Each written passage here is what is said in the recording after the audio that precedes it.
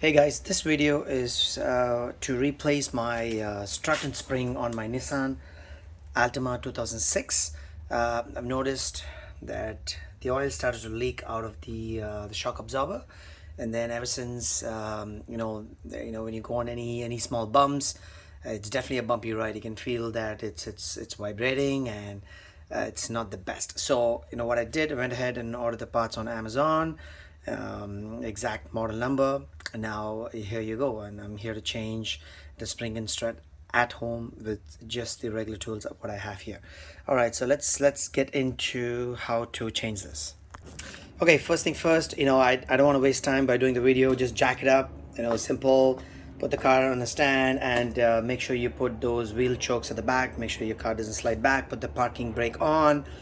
Those are the usuals. Get the wheel off on the side where you want to change. Now this is on the passenger side, on the front side of my Nissan Altima.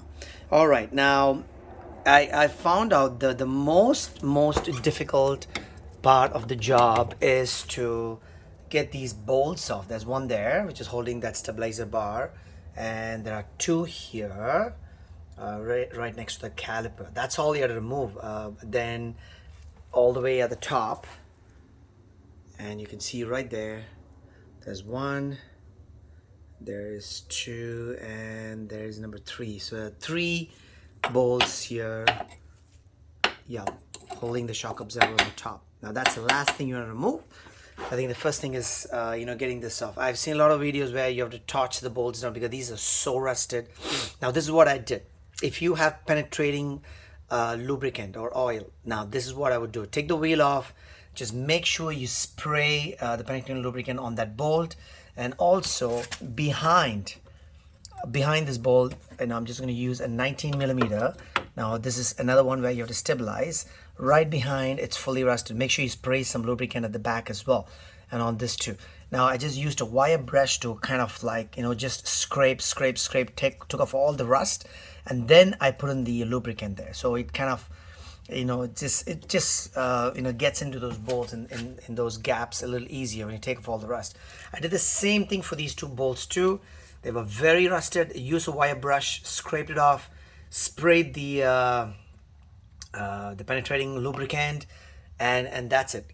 Guess what? I left it for about a day. That's it. One day before I want to do the project, I did this. Do this, saves a lot of time, right? That's important. And now, the most important thing you need to have, of course, you need a ratchet, you need the right size, all those sockets and all you need. But the most important, if you don't have this, kiss goodbye, you can't do this job. You see this long breaker bar? This is going to be important. Now, without this, there's no way in the world you can crank that without torching that bolt. It's something you have to remember. Okay, this is the way I remove this. All right, you can see it. This is a 19 millimeter. I'm just going to put it at the back on the stabilizer bar because you want to do that. If not, that's going to start spinning at the back once you start removing this, right? All right, and then I'm going to use, let me check. I'm going to check here as well. Okay, what size is that? Okay, that's a 17 millimeter. Your car may have a little different, so you want to check that out as well. So that's, now remember, this got to be a little longer. You see there? It's about, give or take, about a little over 2 inch long. Because the bolt here is longer, you can use a regular size, and then it won't, your ratchet can't fit in. So make sure you get the extended socket. That's important. And then I'm just going to put that in. That's a 17 millimeter. That's all looks good in theory. Okay, and I got my ratchet. Just got it in place. Alright, let's get it up there. And there we go. That's where the breaker bar comes in. So I insert my breaker bar right there. And then all I got to do is just crank. There we go. That spins. I'm going to hold this down. If you got some help, make sure you hold it down as well. And it loosens. That's I gotta tell you, without that breaker bar, there's no way you can get this off. You do the same thing for this one as well. These two bolts here. All right, let me see if I can get that in. I'm gonna take that off. Okay, that's a 19. Okay, let's get this a little closer here. Okay, for this one I need a 19 millimeter. Same thing, make sure it's elongated. That's a 19. Just get that in. And once again, on this side you have to stabilize it. The one I have in my car is a 17 millimeter. I'm just going to use a regular ratchet right there just to stabilize that. So it's got to be the same principle. Keep in mind, lock that in. All right, and then I gotta get my breaker bar. You can see the breaker bar is right there. Now there's no way in the world you can do anything without that. All right, there we go. Just gonna hold this up. And there we go. Yeah, I'm using a lot of force on that. Yeah, there we go. It's loosened up. Now this is after all that penetrating lubricant has done its job. All right, there we go. And you'll also notice, so there's a brake line and there's a clip which is holding here. Let's see if I can just turn on the lights. All right, there you go. That's more brighter. So there is a clip there. You can see right there. So all you got to do is use a flat screwdriver. Just go to the edge and then give it a couple of cranks, and you can see that that clip is just going to fall off. And I can take it off.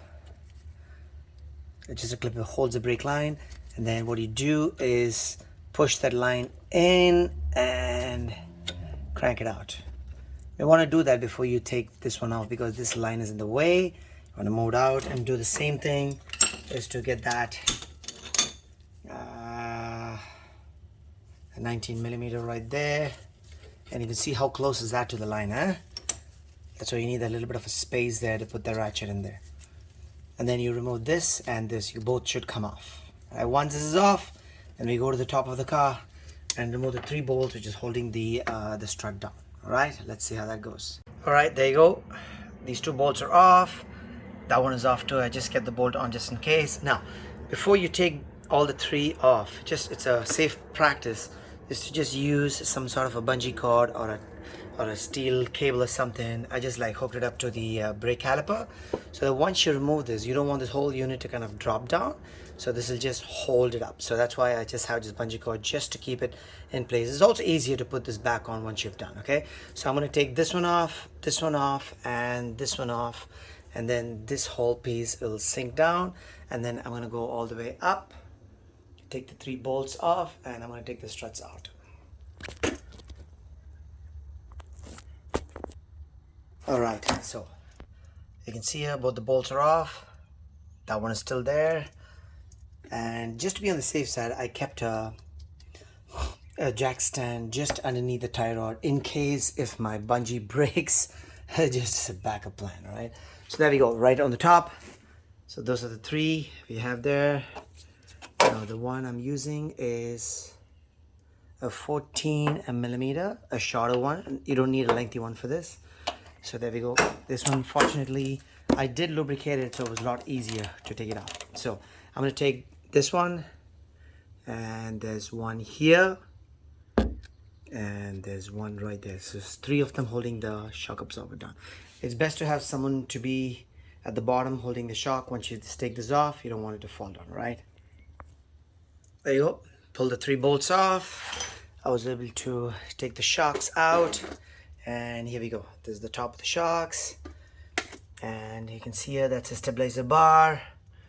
Everything is stable, everything looks good. So I'm gonna get the new one, get it up there, that hole you see there, and then reconnect the stabilizer bar, put the screws back on, put the brake lines, put the little bracket back on, and all good. Let's see how that goes. Okay, I got the Monroe's strut and spring for my Nissan 2006, and you can see here, make sure this is the correct one. Now this particular model is for the front right passenger side. You should always look at the model number. The number is right there, 271426. I got this one close to about $200. Definitely way cheaper than the original shocks and struts. Monroe is like known to be a good one. All right. go to compare it, and looks like a match. So make sure everything matches. The brackets at the bottom, everything should be a match on the top as well. Alright, so I'll be using the same bolts back, but here's my one tip: please use an anti-seize compound. So just dab as much as you can. The next time you're going to remove this, I gotta tell you, this would make your life a lot more easier. So this is very, very important. Make sure you dab a lot of these and then put the bolts back in. This is a very important tip. Now, because they didn't do this, the whole thing got rusted, and that's why it was so difficult to remove this. All right.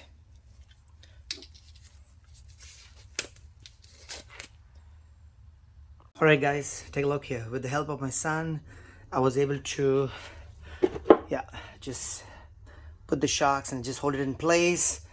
And then I was able to quickly screw the 3 nuts, and that's the first thing you need to do. And then I came down and I lifted this whole column up. Just gonna squeeze that a little bit. All right, lifted the whole column up and got these bolts lined up. And don't forget anti-seize on both the screws, and I got it jacked up. Okay, all right. Now I got into a major problem. Now you need the stabilizer. I don't want to be touching that with my bare hands. See, that's a stabilizer bar. Now unfortunately it was not matching the hole when I put it back on. So because these are new springs, so I was wondering how in the world am I going to get that in line. So here's my problem solving. So what I did, okay, you can see here my floor jack. I got it in there in one of these bars. I mean, you can see here. Now I'm just going to put that in, and I'm going to jack it up, and you can see here as I jack up, I'm able to get that spring loaded, and you can see now I'm able to get that in line. Now I can take it at the back, and I should be able to get that in the hole right there. Wow, that worked. Now just plan this the same way. Take a look at where I put it. Alright, that's a disc, and right behind the disc, that big bar, that's where I put my floor jack, and I was able to load that spring, and I was able to put the stabilizer link back on. That's it. And don't forget the brake line, that's important too. Another thing I found out, that there's only one way these 3 bolts will match in the holes. So I have to turn, before I put it on, I have to turn the top portion of the strut to match it. And then I was able to put it in. That was another challenge I had. Looks like everything is in place. These have to be really torqued well, just like how I used to break a bar to open it up. So there you go. Stabilizer link, 2 bolts. Don't forget to put the brake line back in here, and then you're all set. There you go, folks. All done. All right. Both these bolts are on. Torqued really well. And here's that stabilizer bolt, and you can see there, now it fits, torqued well. I've taken off the jack, the floor jack from here, so now the spring was able to engage. Looks awesome. Don't forget, the last thing is torque these 3 really well. Now these ones came with the strut. Make sure you use the one they provided. Don't use the old one, and looks all set. I'm going to go change the left side. Very similar procedure, and I'm going to take it for a test drive, and there we go, all set. Good luck with your project, guys.